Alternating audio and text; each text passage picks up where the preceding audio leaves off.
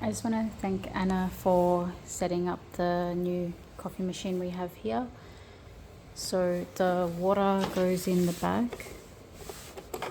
You can either use this water to fill it up, or you can just pull that out sort of backwards and up and take it to fill it up from the clean sink, and then it just clicks back in. If someone wants to make coffee, then you can just press one of these buttons to wake up the machine, and then you lift this up, and then they can choose which flavor they want and put it in. Oops, I'm not going to actually do it, but you put it in there if it's, and then push that down, and then once this has stopped flashing, then obviously they'll need to get a cup, put the cup in, and then when that stopped flashing, they can push this one of these buttons. So small one is for less water, big one is for more water.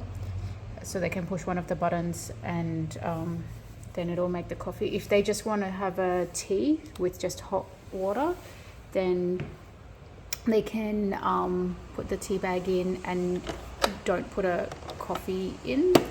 And then they might need to just lift that up so that it sends the coffee pod down, because if you don't lift it up, the previous coffee pod will still be in there and coffee will come out. And then push it down again, and then press this button to get hot water. Got lids here. So the black cups are for the hot drinks, and the purple cups are for the cold drinks.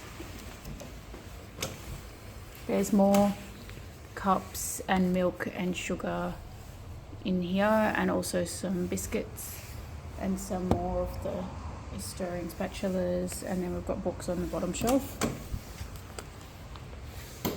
I've also moved the bin over here. Oh yeah, so we've got bigger milk, and then the small milks